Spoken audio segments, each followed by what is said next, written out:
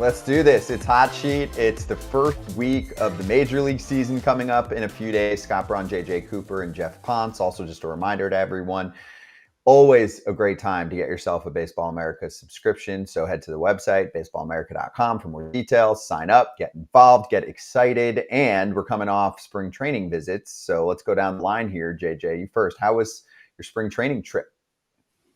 As always, awesome. Went to Arizona, just got back not long ago, and I think did 14 games in 6 days, which I know that math may seem weird, but that's the great thing about the backfields. You can do two at once and then double up and things like that. The thing that my takeaway that I kind of came away from it, got to see a lot of spring breakout games, but I'll mention two guys. Nick Kurtz, who was the first round draft pick of the A's. I feel like every time I looked up, Nick Kurtz was hitting a double while I was there. Anyone I talked to who had seen Nick Kurtz basically said, if that guy doesn't hit, I don't know who's going to hit. Yes, he's a first baseman. Yes, he's that's a position that doesn't have the same cachet. It's a little tougher. You better really hit if you're going to be a useful, productive first baseman. But Nick Kurtz should be a fast mover, and he really should hit.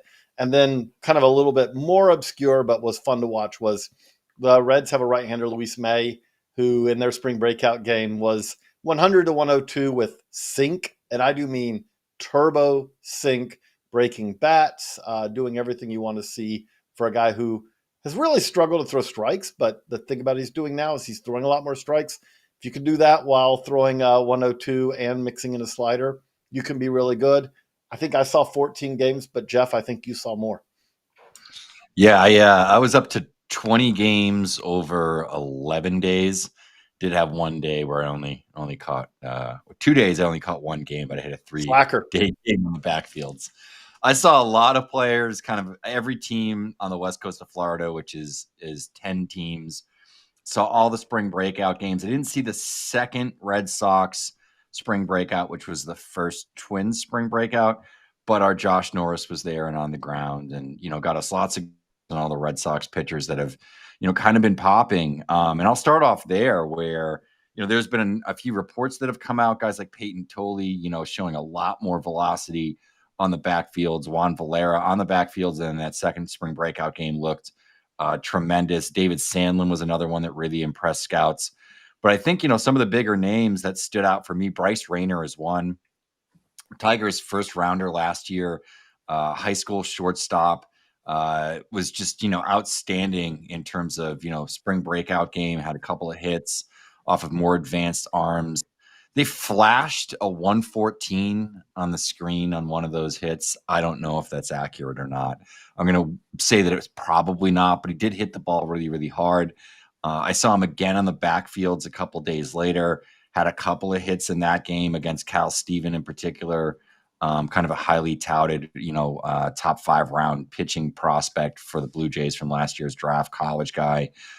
So just hitting against advanced arms, I thought he was pretty exciting. Arjun Namala looked like he took another step forward. George Lombard was another big name that we're going to be talking about a lot, I think, over the next coming weeks. And early on in the season, he looks like he could be a real breakout prospect.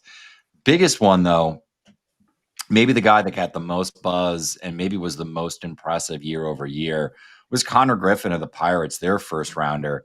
Looks like he's going to be moved into center field full time. Swing is really cleaned up. And I think talking to pro scouts that saw him, toward the end of last year, in some game action versus this year, it's just, wow. Like everything's synced up. He's much cleaner. Everything's, sort of just stacked up correctly and on time consistently within the swing. And he showed that throughout spring. I mean, he had some big moments for the Pirates and some actual major league games this spring. And even on the backfields, we saw him for a couple of at-bats, Josh Norris and myself at Pirate City last week, and, hit a triple off the wall, and it's just sort of effortless. Big stride, moves really, really fast.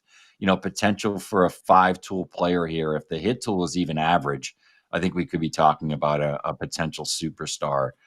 So Griffin's one that I kind of left Florida thinking, wow, like this is a prospect with a big green arrow right next to his name. Okay. I love it. I love the excitement too. And I'm obviously excited about guys that get the call up to the show. So let's hit that with our first move. Here comes Kristian Campbell. Geoff, number 4 overall prospect on Baseball America's list. He is making the opening day roster for the Red Sox. Some of this plays into the drama we had earlier in spring training with Rafael Devers saying, no, no, no, third base is me. And then eventually saying, team guy, let's do what we got to do here to win. So Bregman's at third. What do you see for Campbell from day one? Yeah, I'm pretty excited for this. I think that if you were around the Red Sox and you spoke with the organization and the team and people in all different departments, I think just the praise was just nonstop, sort of effusive for Campbell all throughout last year and kind of heading into the offseason. And I had gotten the vibe that there was a really good chance, as long as he was healthy, showed up to camp in shape and did enough in camp, that he would ultimately win out on the second base job and hold it down for a while.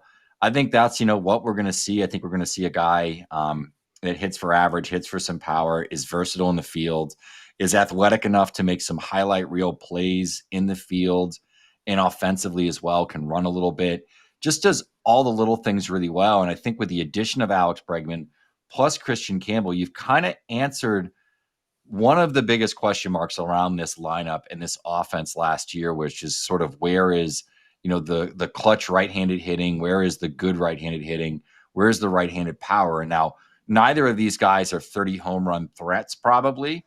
I do think you're going to see a lot of doubles and plenty of sort of monster home runs for both Campbell and Bregman. And I think the Red Sox have now done a good job of, finding internal and external resources to kind of answer those questions.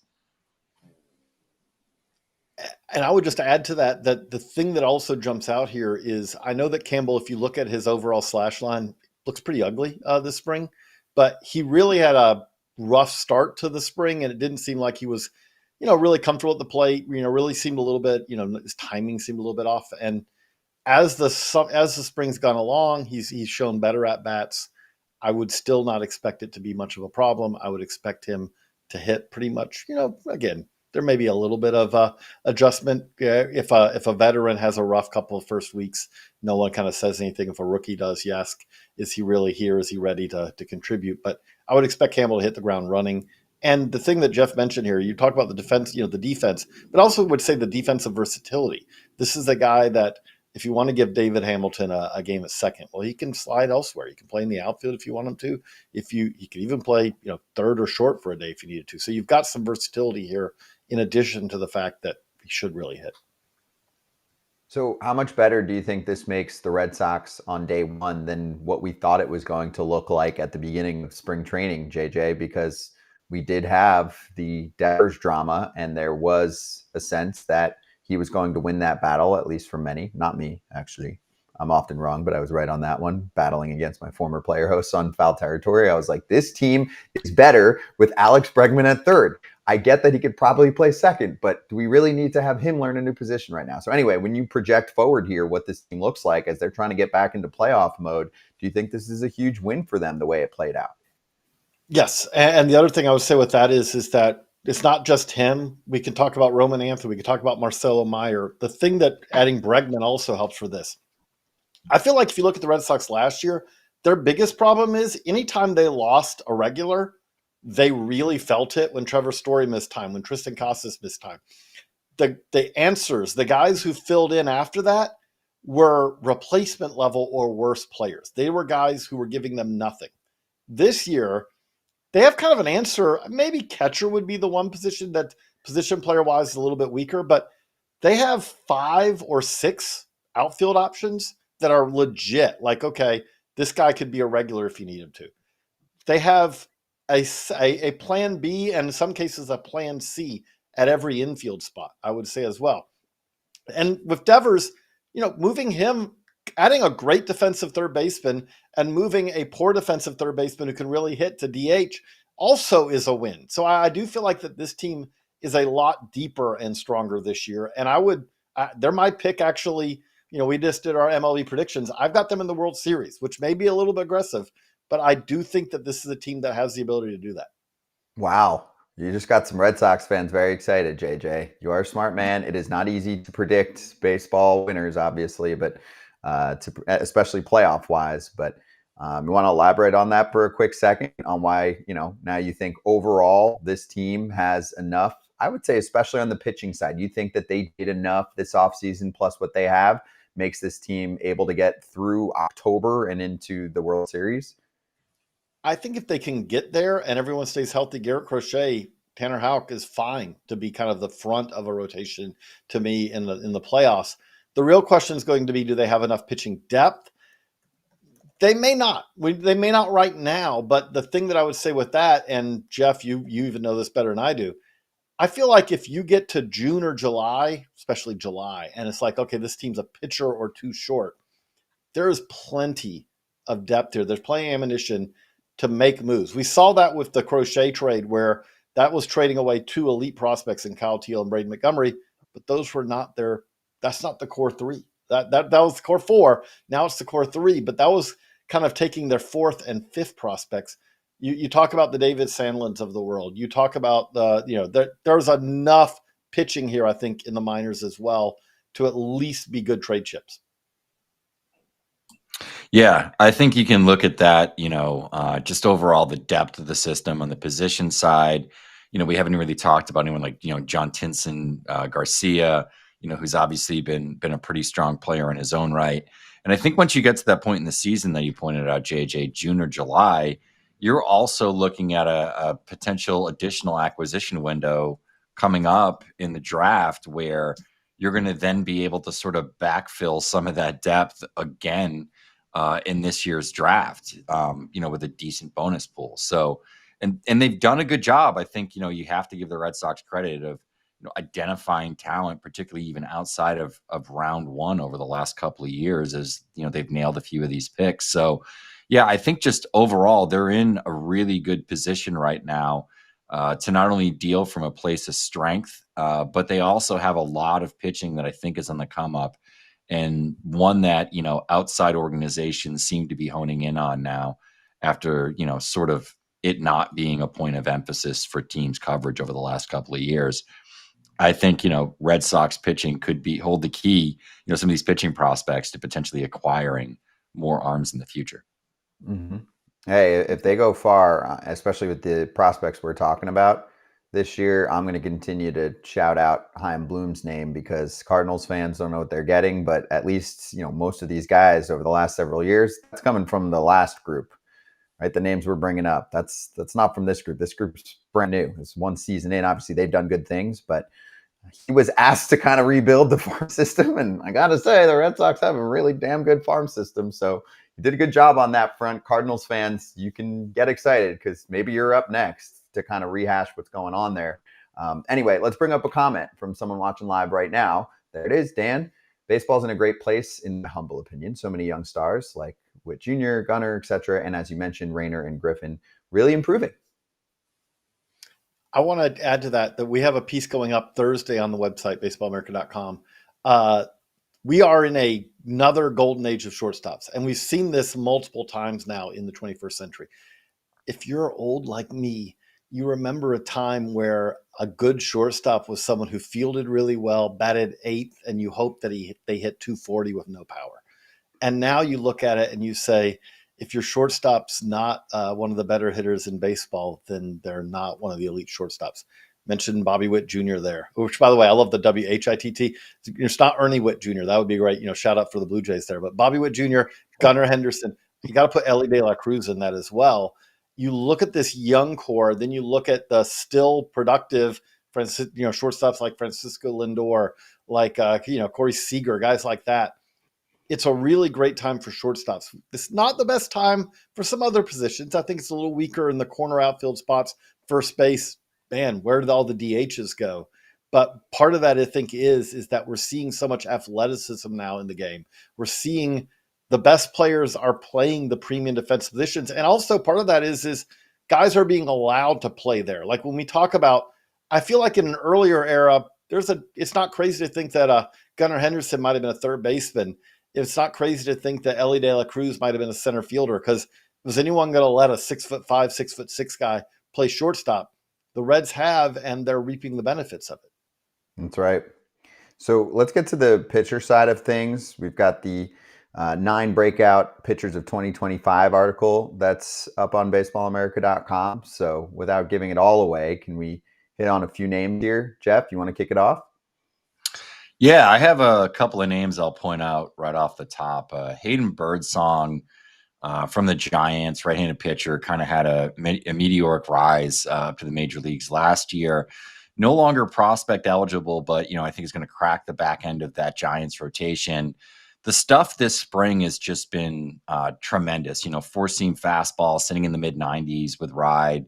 He's got a couple of different breaking ball shapes, really high spin curveball with 2-plane break, and a little bit harder, sort of cutter slider shape sort of slider. Use that term really awkwardly. But I think the big one with him, though, his selling point is he has the hot pitch of the moment, the kick changeup. It's a really good pitch. It's got excellent vertical separation between the four-seam fastball and the changeup. So coming out of the same slot, it's breaking late and just dropping dynamically. He's really killing lift on that pitch. It's a really good pitch, and it's really rounded out his arsenal. I think he's somebody that could break out in a big way this season. Another one that I'll throw out there is Christopher Sanchez from the Phillies. Kind of an underrated player. Had a big season last year, nearly 5 WAR per Fangraphs. 181 innings thrown last year. His velocity's been up. He's been tinkering with a new cutter shape as well. So I think when you sort of look at some of these guys, like whether it's Sanchez, whether it's Birdsong, they're guys that already have some major league experience, have already sort of been through some battles, have an idea of what they're getting themselves into, and have honed their arsenal to protect themselves maybe in spots where they were a little bit weaker. That's typically where we see some of the big breakouts. I think another name I would have thrown out there prior to the injury was Ryan Weathers, who looked like maybe the big breakout lefty after we've had a few between Crochet last year and Skubal the year before. But Weathers, obviously, with the elbow injury, I think that's probably a non-issue. JJ, do you have any other names you wanted to call out? I know you had one that you and I'm going to go with Bubba Chandler. Bubba Chandler, I think, is I would say at this point, especially with Jared Jones' injury, I know it's not going to be opening day, but I don't think it's going to take too long because Bubba Chandler has front of the rotation stuff. Really good job of development by Bubba and the Pirates. He's a guy who's just gotten better and better every year. Now you are talking about a truly, a top of the scale velocity-wise fastball, and I would say close to top of the scale as far as just grading it out. This is the guy who he's athletic. I think there's the strength there to maintain it and kind of eat innings. I just think that when you look at the Pirates, they're really going to have to be kind of built around pitching. I still have some concerns about the lineup. But if you look at Paul Skeens and then add Bubba Chandler to that, and especially Thomas Harrington, I think should factor in there before too long as well. I get it. They sent Harrington. They sent Bubba down.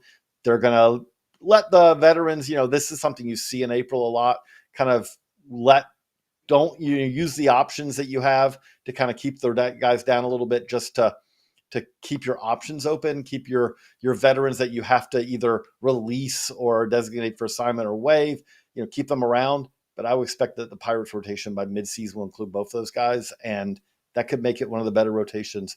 I would say by the end of this season, one of the better rotations in the National League. Wow. Pirates fans need to hear that, okay? They're looking for some hope, and maybe this is the year that they start to make a little bit more noise. It would be from that pitching staff if they could do it. We'll see. Marlins fans need hope too, so let's hit the final sprint.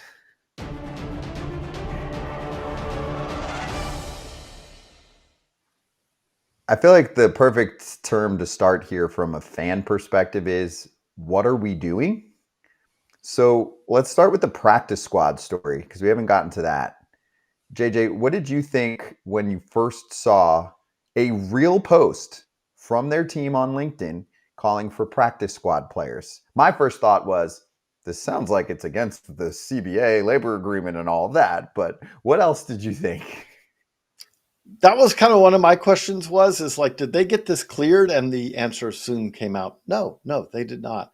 If it was okay, I would say that it's actually pretty creative because you would essentially be creating a taxi squad. One of the things that we have run into at the minor league level with the 165 player limit for the U.S. Minor leagues is that teams run out of players. If you're struck with a series of not catastrophic injuries, but more annoying and nagging injuries, you can clear roster spots up to a limit by putting guys on the 60-day IL or the full season IL for guys who are out all year with Tommy John surgery, things like that. But teams, if you have hamstring pulls, you have ankle sprains, things like that, teams can run out of healthy players, and then you're kind of looking around going, okay, how are we going to fill that spot? Well, a taxi squad would be a way to do that. There's only one problem with that, which is that, yeah, it really does run afoul of a whole lot of circumvention questions there. I think it was an attempt to be creative that got a little bit out of hand, because you kind of got to check on these things, and it did kind of get squashed really before anything ever got going on it. Again, it's one of those things where, okay, the idea itself's not a crazy idea, because I could see some benefits for it. The problem with the ideas like that, though, is that you got to make sure that it passes legal muster before you do it. I mean, shocking to me that there's not a phone call immediately from someone within the team that calls MLB, right? There's essentially a hotline. There are a lot of people that work at the league. They're very thorough. I mean, I would have thought that's a quick call. That's why I was so shocked, AJ. I'm like, this got approved? Because I was like, there's no way they just put this out here and we're like, yeah, we'll just try it and ask for forgiveness later if need be. I'm like, why wouldn't you just make a phone call and explain what you're doing? It's not like it's going to be a secret. Like, let's just put it on a job site and not put it anywhere else and see how it goes. Yeah, it's gonna find out. People are gonna find out really quickly. It's not gonna be something where you just have the players show up at at midnight and do tryouts or something like that. It was pretty public. Yeah, so it brings attention to the team, Geoff. I don't know. I mean, if you want to play the whole any publicity is good publicity, but anything to distract from the major league club right now, this looks like a 100 loss lock. And you know what the scary part is, at least from the outside perspective? You're like, oh, well, they've been selling away now again. They're in total tank city mode. This has to be a top half of the league farm system, right? It is not. It's not one of the stronger farm systems in the game. And I think it's heavily pulled up by Thomas White, which was an excellent pick, by the team. I think when you look at the Marlins, though, it's just there's been a lack of continuity over the last decade. They've had several different front office heads, dating back to sort of the Jeter front office, the Kim Ng front office, and now we've moved on to Peter Bendix. I do think that, there's probably a little bit more hope just in terms of, I do think that he did get a bit of a clean slate to sort of operate. They were one of the teams that was really aggressive in hiring people, hired a lot of good, talented young people out there in scouting, in the front office and research and development, et cetera. So I do think that, there's some plan here. They are moving in a certain direction. It was a really unusual kind of out of the box idea for them to pull up. I think it kind of speaks volumes about the lack of talent that they've acquired over the years, and probably looking to maybe spark some competitive nature in these guys and get a little bit more out of them. It's just it's a really unusual organization. It's funny because it's in for other sports, it's in one of the top sort of free agent markets, and they sort of managed to not be a destination in baseball, despite, a lot of players, coming from Southern Florida, coming from that area.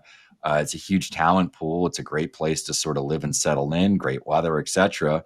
A lot of baseball rich history, but people don't want to go there. They don't sell that many tickets. It's not, a super hot fan base.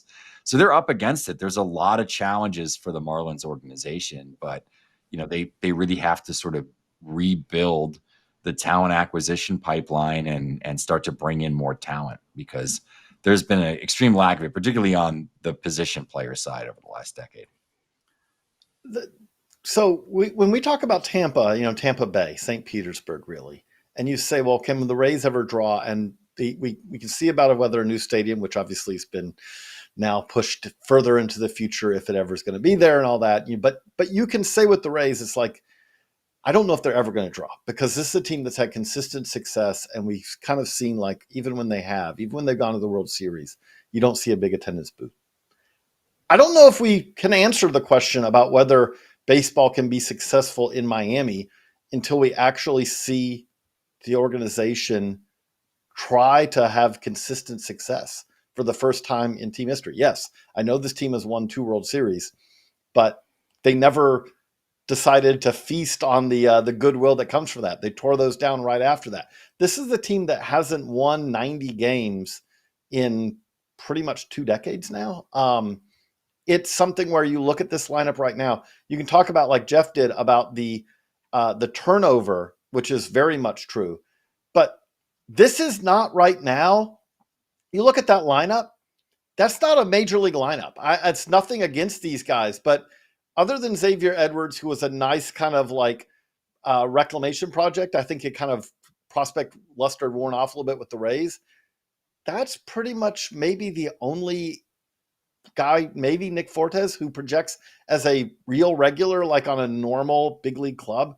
This is a team that is, I would say, really kind of almost at the first step of a teardown. This is not a team that's like, okay, now we're starting to work these guys in. You saw this in the trades last year. We talked about this more if you want to go check out the Baseball America Marlins deep dive. When they made trades last year, they did bring in talent, but it was kind of all guys who you could see why the organization that was trading them away was trading them away. Take Agustin Ramirez, who's one of the better prospects that they got last year from the Yankees. Agustin Ramirez is in AAA, and there are real questions about his defensive home. So he did not make the team. Liam Hicks, the Rule 5 pick, did. That kind of lays that out. Like, there's Devison De Los Santos. Devison De Los Santos led the minors in home runs last year.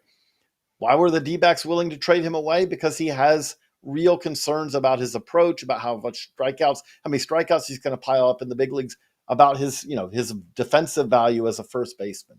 So they did add talent, but it was kind of more of a, let's go for a quantity over quality approach, and let's see if we can hit on some of these guys, which I get it, because this is an organization that needs help at pretty much everywhere, especially position player wise. But it does feel like this is still years away from any kind of turnaround. I would say that 26 looks bleak. I would say probably at this point 27 looks bleak, which is tough for a team that has had a whole lot of win totals that end in the 60s over the last 20 years. Oof.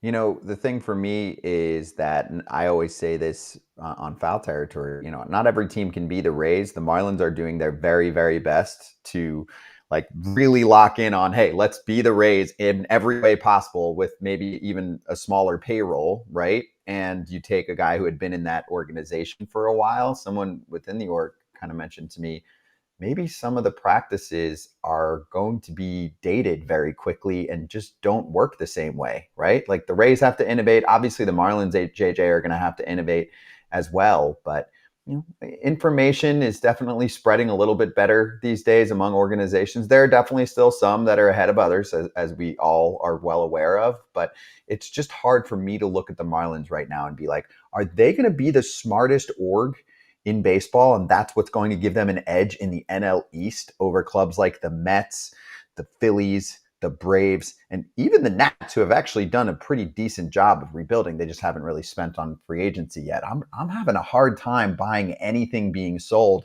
and looking at this team a few years from now and being like, yep, they nailed it. I think the tough part you just hit on there is, it used to be, when I was I love seeing innovations and all that, but it used to be when you had an innovation that you kind of had a shelf life of a year. And then I felt like before other teams would start to catch up on it. I feel like the Astros were taking Edgertronics everywhere. And the next year I started to see some other teams bringing those little high-speed cameras to amateur games and all. And then you saw, then it became, it was like, okay, you had 6 months, but during you had the season basically to kind of take advantage. It just keeps speeding up. The thing that is true now is with all these ways to measure things, one of the things that also allows you to do, if you're a team, if you're an organization, all these little things that teams are doing, the innovations, a lot of them leave fingerprints. And if you see the fingerprint, you can usually reverse engineer it. Geoff, like when we can do it ourselves, even like when we get the data, you can kind of figure out sometimes what an organization is doing differently. The Yankees with the sweeper a couple of years ago. The sweeper was adopted by everyone. Trust me when we talk about the kick change this year, everyone's going to have kick changes this year. It's not something where you can hold these advantages for very long these days. Yeah, no, I think, anything that comes to light, it's being studied, even before it comes to the public space. And I think because of so many of these Hawkeye devices being available during spring training, we are seeing more prospect like pitching metrics and that sort of thing. I think with any of it, any sort of innovation within the game is picked up on so quickly. And beyond that, there's typically third-party technology partners that don't want to just sell to one major league organization. They want to sell to all 30.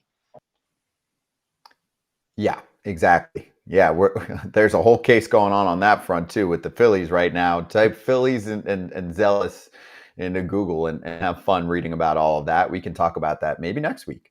So for now, we'll say bye. We'll say enjoy opening day. We'll see you every single Monday throughout the season here at 3:30 Eastern time. And lastly, please check out our prospect profiles. We went organization by organization, #1 overall player in each org. Okay, we've got little videos for you on YouTube, and they're bundled up in packages by division. All 30, we hustled on them, and they're really good. It's good info on the top prospect, and a little bit more usually in each clip as well. So we'll see you Monday, and enjoy opening day.